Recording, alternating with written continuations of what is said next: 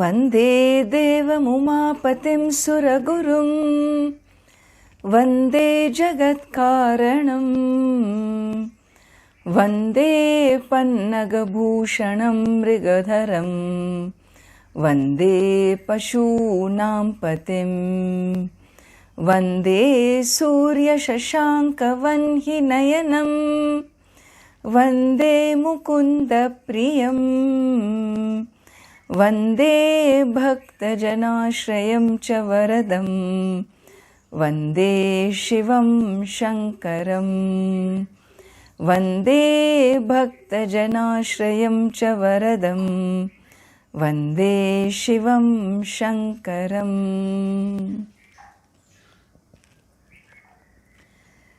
Please chant together with me. ब्रह्ममुरारिसुरार्चितलिङ्गं निर्मलभासितशोभितलिङ्गम् जन्मजदुःखविनाशनलिङ्गं तत्प्रणमामि सदा शिवलिङ्गम्. देवमुनिप्रवरार्चितलिङ्गं कामदहं करुणाकरलिङ्गम्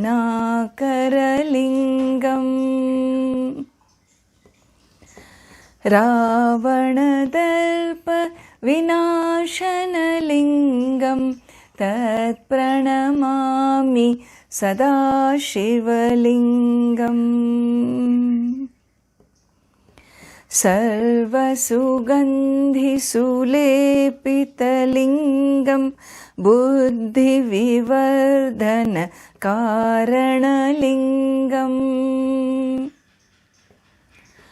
सिद्धसुरासुरवन्दितलिङ्गं तत्प्रणमामि सदा शिवलिङ्गम्. कनकमहामणिभूषितलिङ्गं फणिपतिवेष्टितशोभितलिङ्गम् दक्षसूयज्ञविनाशनलिङ्गं तत्प्रणमामि सदा शिवलिङ्गम्. कुङ्कुमचन्दनलेपितलिङ्गं पङ्कजहारसु शोभितलिङ्गम् सञ्चितपापविनाशनलिङ्गं तत्प्रणमामि सदा शिवलिङ्गम्. तत्प्रणमामि सदा शिवलिङ्गम्. So we have seen these 5 verses of Lingastakam, and I'm sure by now as you chant these verses, the words have begun to speak to you and you're able to access the meaning of what it is saying. Once you connect to the meaning of the words and make this chant your offering at the altar of the divine, I am sure you will find a lot more peace and centeredness in yourself. Continuing the 6th verse, देवगणार्चितसेवितलिङ्गं देवगणार्चितसेवितलिङ्गं भावैर्भक्तिभिरेव च लिङ्गम् भावैर्भक्तिभिरेव च लिङ्गम् दिनकरकोटिप्रभाकरलिङ्गम् दिनकरकोटिप्रभाकरलिङ्गम् तत्प्रणमामि सदा शिवलिङ्गम् तत्प्रणमामि सदा शिवलिङ्गम् देवगणार्चितसेवितलिङ्गं भावैर्भक्तिभिरेव च लिङ्गम् देवगणार्चितसेवितलिङ्गं भावैर्भक्तिभिरेव च लिङ्गम् दिनकरकोटिप्रभाकरलिङ्गं तत्प्रणमामि सदा शिवलिङ्गम् दिनकरकोटिप्रभाकरलिङ्गं तत्प्रणमामि सदा शिवलिङ्गम् तत्प्रणमामि सदा शिवलिङ्गम्. And so continuing here, a very beautiful description of that lingam, that cosmic form of the divine, as represented by the Shiva Linga image in my altar, in our altar. And what is this lingam? This lingam is Dinakara Koti Prabhakara Lingam. The second line is a wonderful description of Prabhakara. What is this Prabhakara? This sun, the light of the sun. We know the sun that lights up your day, that one single sun. But imagine if there were koti, a crore of these suns rising up at the same time. 100,000 is 1 lakh, no? 100,000 is 1 lakh. So crore is 100 lakhs. Yeah. 100 lakh of suns. Can you fathom? Well, if you can fathom, then please visualize 100 lakh suns rising simultaneously. What kind of a brilliance would that be in the universe? That is the existent brilliance, that infinite light is like the light of 100,000 million suns. Dinakara Koti Prabhakara. So Dinakara Kotehe Prabhakara Lingam. Excuse me. The splendor of splendor of a 100,000, what do you call, million suns rising at the same time. The idea is infinite. The splendor is of the infinite cosmic light. It's not like our local light. This local light is very, very subdued because these eyes can only handle this much energy. It can only take in this much energy. But the brilliance, the light of the cosmic being is not about taking in that light through these two small eyes. It is the light of your consciousness, of your existence, of existence in itself. and unto that cosmic being, which is nothing but infinite light, Param Jyoti, the infinite light, unto that being my Namaha, Namaskara. And who is that being? That being is one Deva Ganarchita Sevitam. Sevitam cha tat lingam cha. It is this linga that Devasya Gana. So the Deva Gana. So all these, I've told you, the celestial beings, the higher phenomenon, the higher powers.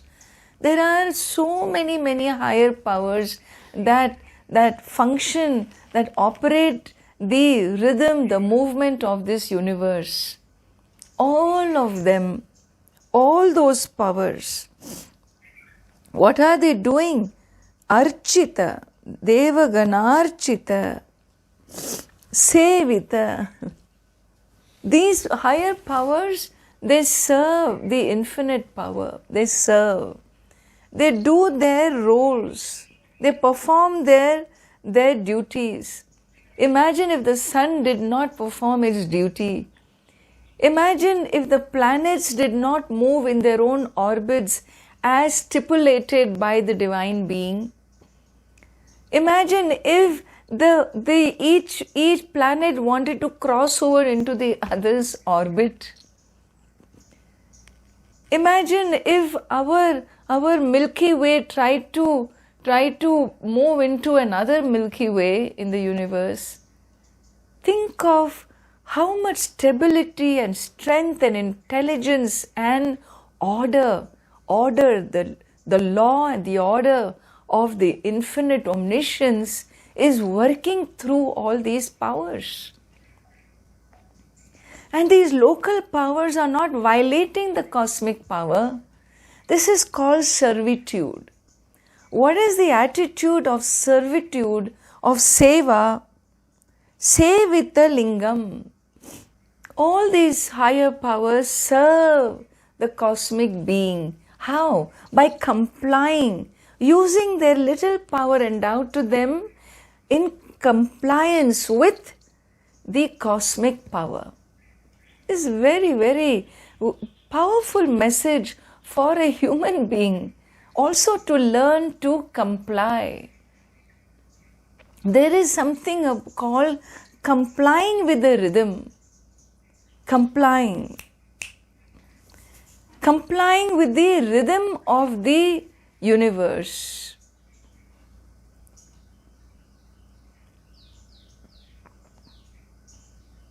Okay. Complying with the rhythm of the universe. How do you comply with the rhythm of the universe? There is a very beautiful a prayer, a suktam in the Rig Veda, the end of the Rig Veda, called Sambada Suktam or Aikyamatya Suktam. It is a prayer that the humanity makes to the divine being, which is known to us through the fire deity, the deity of fire. And a prayer is made to that deity. The humanity makes a prayer to bless it, to provide, to bring prosperity for the civilization, to bring what you call wealth and prosperity and happiness, to give all this to us. And the divinity, Agni Deva, replies. And his reply has one message. And the message is, just like how in the laws of the universe, the higher powers share equally with each other, how they comply by their own script given to them. If you, the human civilization, wish for prosperity, you want prosperity, then all of you need to learn the value of sharing, the value of giving to each other. Because the law of a life form on earth, in order to keep the balance of life on earth, every life form shares. Every life form is a giver. The seasons give to the earth. The earth gives to life. The ocean gives. The water that rises up comes back to us in the form of clouds and rains. The ocean gives. The trees need only one seed for its survival, but it produces so many fruits as a giver, being a giver. The cow can produce enough milk just for its calf, but it produces 20 liters, 25 liters in a land like Switzerland. Not like our Himalayan Pahadi cows. They give 2 liter, 1.5 liter, 2 liter is a big thing. Those petite little cows in the mountains. Whatever it is, even those little cows, apart from their feed for their calves, human beings still manage to get some from them. They are all givers. The rule, the law of the intelligence of the creation is to be a giver. And so in this prayer, in the Rig Veda, it is said, learn to give. When you learn to give and share equally, like we in the higher celestial worlds do, there will be prosperity for you. There will be prosperity, there will be happiness. And learn to align in heart. Align, let your thinking be guided by the heart. Let not the heart go behind the head. Let the head be used, guided by the heart. And therefore here it is how Sevitam, all the powers are serving the divine in this manner. And how do they do that? They do it with surrender. Bhavair bhakti bhihi. How do these phenomena serve? It's not like military camp, It's not that they just follow strict orders and there is no emotion here. They are omniscience. They are higher powers. They're confining to dharma, the universal order, the cosmic order, the moral order. And where are the emotions? Where is the place for emotions here? Well, their emotions are all channeled emotions. Into what? Into one emotion called bhakti or surrender, devotion. It's very, very interesting here. Devotion, we think, is a form of recitation or a bhajan or something. Devotion is what you call, is that bhavana, is that emotion. First of all, it is not a static emotion. It is a dynamic emotion. A dynamic emotion which a person has doing what? A dynamic emotion that manifests. When you live a life of dharma, when you live a life of sadhana, dharma and sadhana is the platform, is the framework to manifest this bhavana called devotion. And in this culture, devotion to the divine is not is not 1 + 1, 2. It is a relationship with the divine, a relationship with the unseen. And this relationship may be different for different people. Whatever it be, any deep relationship you see, it brings out of you so many emotions, is it not? If you have a friend in friendship, you have a script. You work with your friend not the same way as you work with your child or your spouse. A friend is a friend. Yet, in that friendship, there is a deep emotion of what? Of allegiance, of trust, of loyalty, of standing with the other in ups and downs. Those core emotions are common to the relationship of friendship. If the relationship is one of a spouse, well, the expression, the script may be different, but the core ethic of a relationship is the same, is it not? There again, there is loyalty, there is allegiance, there is trust, there is transparency. There better be if there isn't. And all of this, all these emotions get channeled in that one relationship with your partner. Similarly, a relationship with your child. Similarly, a relationship with your parent. Similarly, a relationship with your neighbor. Each relationship has the core ethic of interpersonal relationship remains the same, which is allegiance, which is honesty, which is transparency, which is commitment, which is basically, in one word, humanity, humaneness. In your relationship with the infinite, what quality have you brought? How have you seen yourself as a devotee? Which is the bhavana? Which is the attitude? Do you see the divine as your friend? You can. If you wish to, divinity can be your friend. We have a very beautiful stotram called Marga Bandhu Stotram, where you can see Lord Shiva as your friend.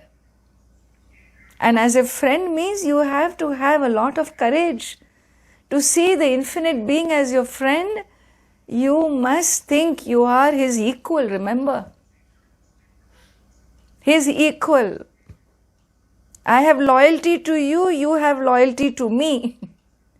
This kind of a demanding relationship of an equal.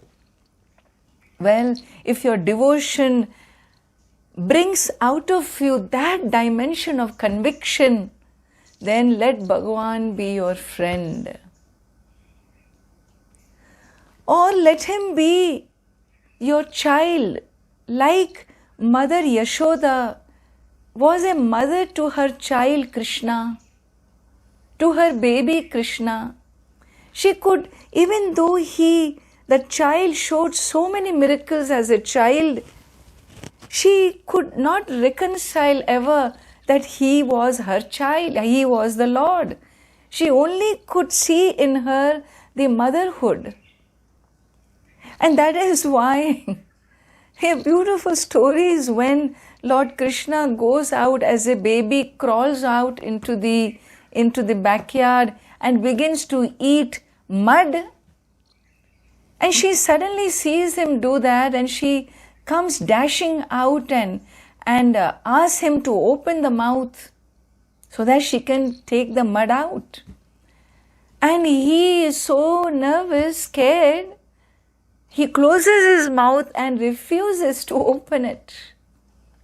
And she raises her hand. Raises her hand to say, open your mouth.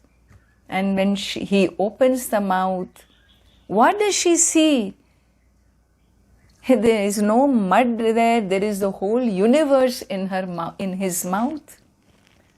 He shows a miracle that I am not a little baby of yours. I am the infinite being in this form. But you know what the mother does? Mother Yashoda, in her love of a mother for her baby, she sees that universe there and she tells her baby, shut up, close your mouth, close your mouth.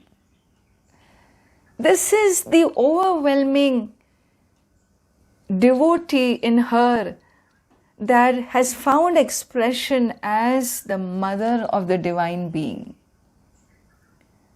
And so we have different possibilities. Whether the divinity is your friend or the divinity is your boss, he can be your boss. The one who dictates terms and you just follow. He is the commander-in-chief and you are just a soldier in the army saying, yes, sir. You have the last word, sir. Yes, sir. If that's a relationship that works for you, then let your devotion express in that manner where he is the divine, he is the all-power, and I am just a simple practitioner of dharma, of his law and order. Or like the gopis, if you connect to the divine as a beloved, the very, very intimate relationship with the divinity is, you are my beloved. Beloved means my everything belongs to you. Whatever is mine is yours, O Lord. If this is your expression of your devotion, let that be so. This culture describes hundreds and thousands of saints in different generations. Some who were for the Lord, a friend who took themselves to be a friend of the divine. Others who took themselves to be the Lord, to be the beloved, or the Lord to be a child. And like this we have the Lord to be the father, Lord to be the boss. Whichever be that emotion that anchors you within, where you can open up, where you can be transparent, where you can seek help, where you can feel the strength, well, that is called your devotion. That is called bhakti bhavana. And so the infinite, all the powers of the universe, all the life forms in the universe, they comply, they align to the divine, with their personal script. And so bhavaihi bhaktibihi sevitam lingam. O Lord, in the form of this linga in my altar, I worship you, I surrender to you with all my devotion. And who are you? You are the being of infinite light. Infinite means it's like 1,000 million suns have arisen at the same time. That brilliant is your cosmic brilliance. Unto your power, my namaskara. Devaganarchita sevita lingam bhavair bhakti bhire vachalingam. Devaganarchita sevita lingam bhavair bhakti bhire vachalingam. Dinakara koti प्रभाकरलिङ्गं तत्प्रणमामि सदा शिवलिङ्गम् दिनकरकोटि प्रभाकरलिङ्गं तत्प्रणमामि सदा शिवलिङ्गम् तत्प्रणमामि सदा शिवलिङ्गम् तत्प्रणमामि सदा शिवलिङ्गम्